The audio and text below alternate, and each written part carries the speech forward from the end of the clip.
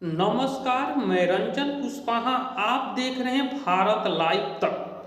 2 महीने पहले योगी आदित्य ने एक नारा दिया था, बंटोगे तो कटोगे। यह नारा झारखंड में सटीक बैठ रहा है आदिवासियों के खिलाफ। जी हाँ दोस्तों, बांग्लादेश से जो घुसपैठी आ रहे हैं वह आदिवासियों के जमीन के साथ साथ उनके बेटियों पर कब्जा कर रहे हैं। जी हाँ दोस्तों, झारखंड में जमाई टोला की संख्या बढ़ती जा रही है और आदिवासियों की संख्या घटती जा रही है।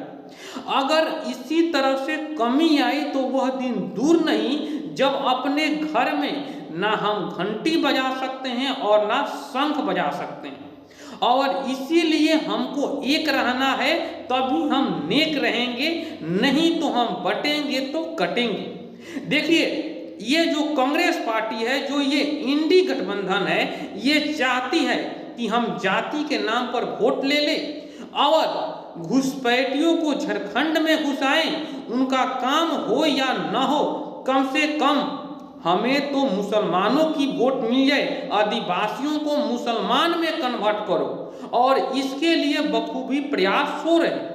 जो आदिवासी के जमीन हम खरीद नहीं सकते हैं, उनसे शादी कर और 4 लाख रुपये में जमीन भी कब्जा किया जा रहा है। और यह पूरी तरह से जो कानूनी तरह से ये किया जा रहा है और इसमें ऐसी दांव पेच लगाया जा रहा है कि पूरी आदिवासी के जमीन को भी हड़पा जा रहा है, उनके बेटियों के प्यार के जाल में फंसाया जा रहा है और उन पर जमीन के साथ साथ उनके बेटियों पर कब्जा किया जा रहा है। और यह जब से ये एनडी गठबंधन, जब से ये कांग्रेस और जेएम की सरकार आई है, तब से यह बखूबी से हो रहा है। जी हाँ दोस्तों, आप देखिए, आरजेडी है और जेएम है और कांग्रेस पार्टी है, इनका सोच क्या है? ये अपने सोच क्लियर नहीं कर रहे हैं कि हमको क्या करना है।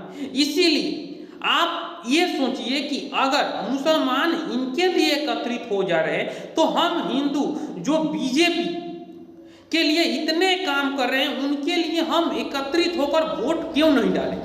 जी हाँ दोस्तों, 80% हम हैं और 20% है।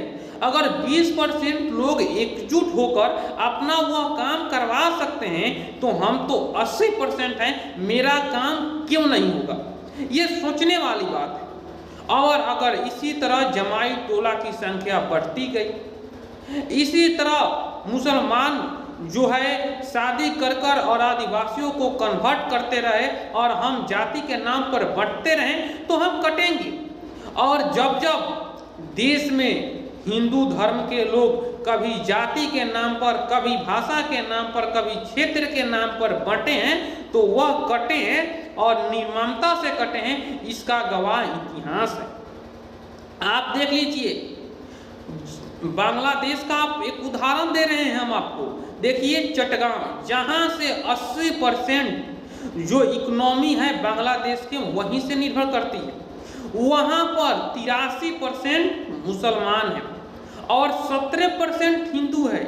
और उसमें जो बिजनेस का 83% हिस्सा उन पर ही निर्भर करता है, लेकिन उनको मारकर, उनको पीटकर वहां से भगाने की कोशिश किया जा रहा है, क्योंकि हम बटे हैं।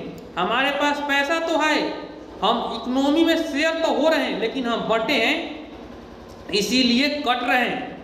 अगर मान लीजिए हम 17% हैं, अगर हम 17% एकजुट रहें तो क्या सेना की कार्रवाई उस पर सफल होगी? नहीं होगी।